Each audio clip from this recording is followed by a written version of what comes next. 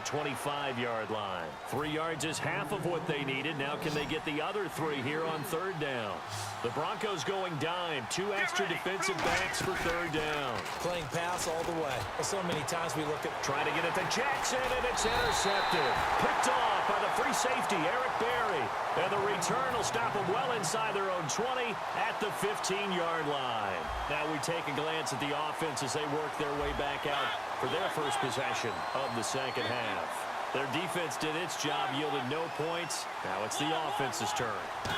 And how much fun is that when you set things up to start a half, and you just tell you... And he's going to go down right near the goal line. The officials look at each other. They're going to mark him at the 1-yard line. Well, so much for setting the tone of the drive offensively. Giving up a big sack that loses that kind of yardage, not a great start. The wide receiver moving to a new spot. Out of his end zone, Mariota.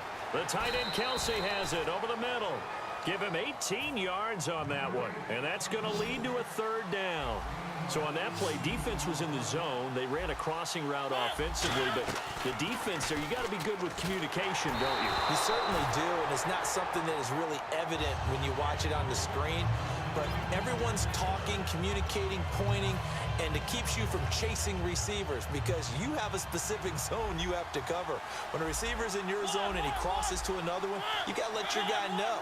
They got a completion there, but I like the discipline they showed to stay in their proper areas and then make the tackle. And he'll be wrapped up around the waist and pushed down.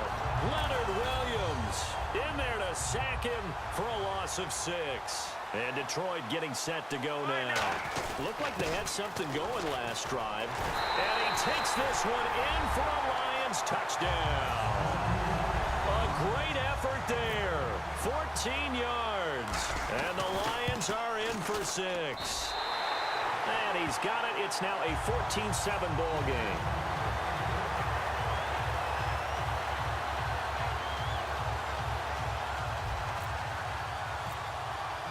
Franks now on to kick it away after the touchdown.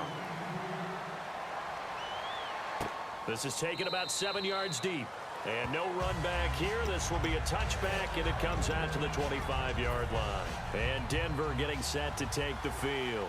And last time, went for it on 4th, didn't get it. Let's see if they can pick themselves up off the mat and do better this go-around. Sometimes I have this vision of coaches writing notes to themselves before a game. And sometimes that note says, be aggressive, stay aggressive. Maybe that's what we saw in the last possession. Yeah, they were very aggressive. This time, will it result in points? We'll find out.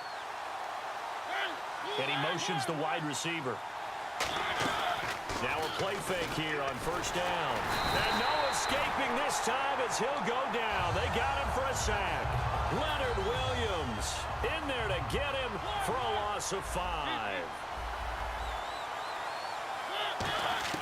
Now a second down throw for Mariota. Wide open receiver complete.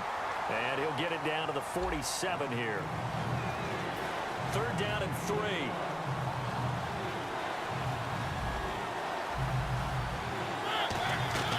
Play action now. Mariota. Oh, he's got a man wide open, complete. 15 yards through the air and a first down. I don't care how many times we see it. I still get a kick out of watching quarterbacks and receivers do the pass tree in pregame warm-up.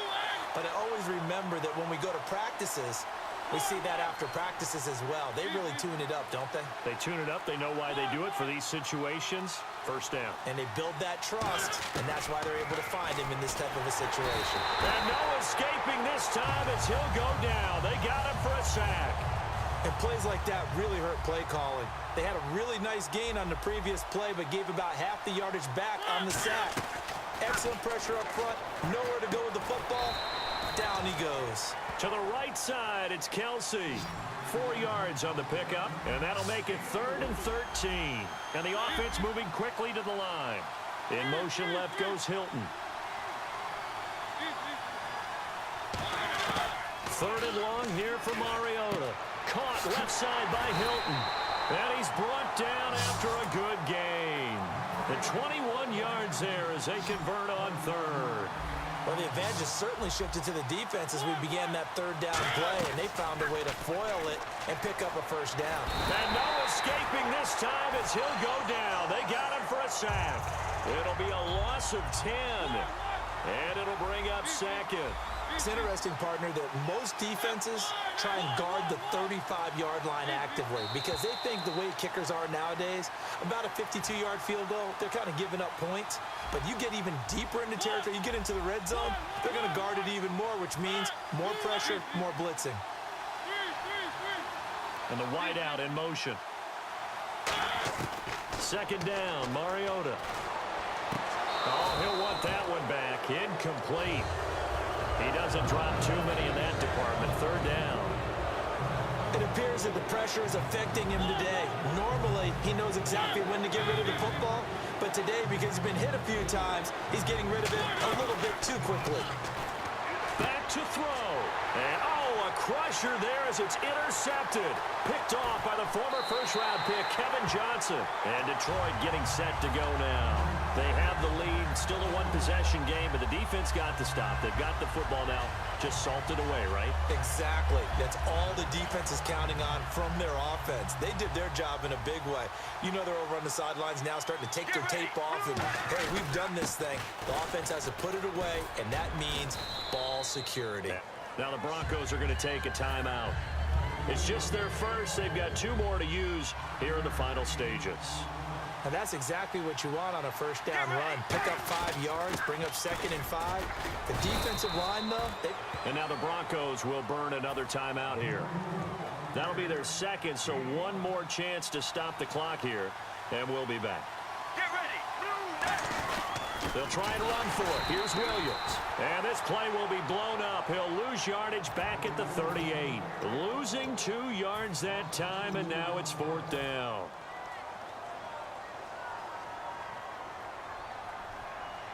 And here's a big one now. Trying to hold this lead. They're going to go for it here on 4th down.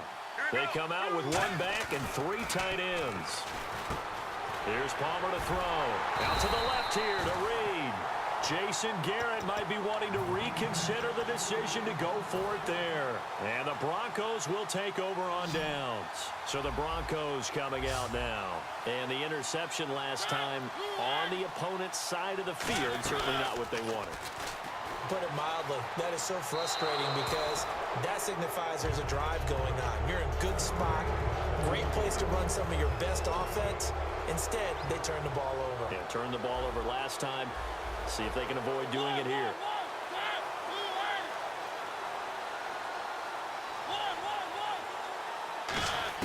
Back to throw. He's going to hit his man out of the backfield. Complete. They'll give him 8 on the play, and all of a sudden here, it's 3rd down. I'm going to show my age here a little bit. We used to talk about running backs catching the ball as safety valves. Nowadays, they're a big part of the passing offense. Quit acting like you're so old. You're only 65. And able to pick up the first across midfield to the 47. And Brandon, from our time in college football, where receivers weren't running the traditional NFL route tree, one thing they did learn, find open areas, find soft spots, and set up and catch the ball. And I think we just saw that there. Yeah, we saw that. And this would have been intercepted if he could have gotten the feet in. Instead, it's incomplete. Boy, that really could have turned this one upside down. All right, Charles, as a former defensive back, how disheartening to actually catch it, but just not be able to stay in bounds there defensively. Well, extremely, because you know the rap against us defenders is that we're frustrated offensive guys who can't catch. And he caught it, just couldn't get his feet down in bounds. It's that second part that finished off the play for him. So 3rd and 2, and I count 6 defensive backs out there. They'll look to throw, and it's complete to Kelsey. Give him 6 yards, and they do convert on 3rd. He went full scale, loose, flexible, finding a way to catch the ball in some traffic for a key first down. A really nice job of adjusting to the ball in the air. Not the most accurate of throws, but able to adjust and make the grab. It's a gain of 5 on the play, and it'll be 2nd down. So much goes into a successful play, doesn't it? How about that play action there, freezing the defense just enough to bring the tight end free downfield for the completion. Now a desperate, and his ball is caught. It's a touchdown. And now in the final seconds, they're a PAT away from likely getting this thing to overtime. And that touchdown means a decision has to be made. Do they kick the PAT and tie it up, or do they go for two and try and win it right now? Set to go now with the kickoff. These two teams all even again as we continue in this wild fourth quarter.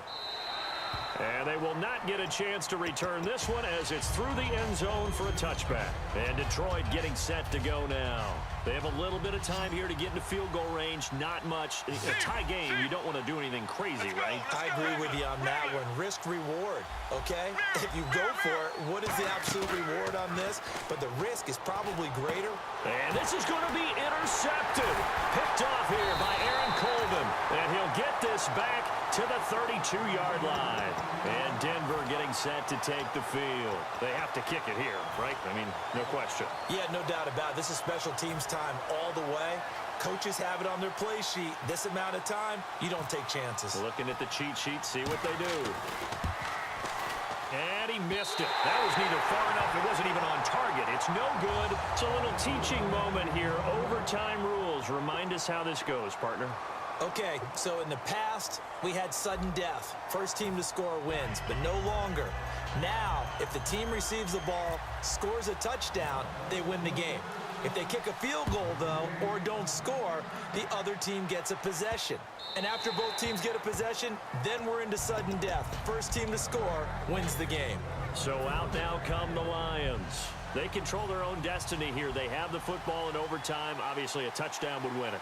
And I think teams around the league are still adjusting to the idea of going downfield, scoring a touchdown wins the game because they were used to just going downfield and trying to get in field goal range to win a game.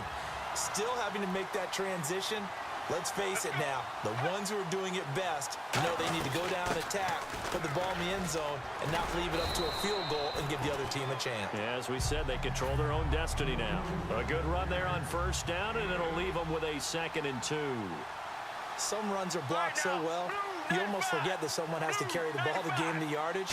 The leverage by the offensive line to create space up front, really well done. Not enough there for a first. No gain, as a matter of fact. And it leaves them at 3rd and 1. But it was stopped on that play. We had plenty of carries all afternoon. Every now and then the defense is going to win one, but I don't think they'll shy away from handing it to them the rest of the game. And Charles, a couple extra defensive backs in here on 3rd and 1. Not expecting them to run it at all. And he's got the first down yardage before he's brought down at the 42. Really good, skillful, tough running throughout this contest. Picked up first down after first down. He's got to have a nickname, doesn't he? How about the human first down machine? I think that fits. And he'll take this one down to about the 40. 2 yards on the carry there. It'll be 2nd down. That's a good play by the guys on the defensive side of the ball. Held him to a gain of 2. And that changes the playbook a little bit now for the guy calling plays. 2nd and 8. Now he's got to probably think about going to the air instead of maybe staying with the ground game. And for one of the few times here today, this run's not going to go anywhere. The linebacker, Preston Brown, brings him down. If they want a first, they need to get the football to the 32 here on 3rd down.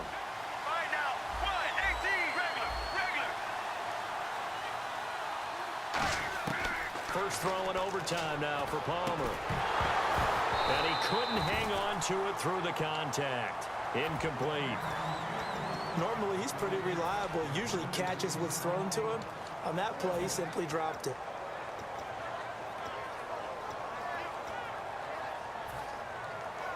So a big move here, playing to win in overtime. They're going to go for it on 4th down. They'll try and throw for it with Palmer. And he comes back with one complete. The Lions turned away on 4th down. And the Broncos will take over on downs. Here's the Denver offense now as they get set to take over here. Their defense did its job, got the stop. All they need is 3, and this is over. Couldn't have done much else other than score themselves and end it. But and it's intercepted. Picked off by Quan Alexander.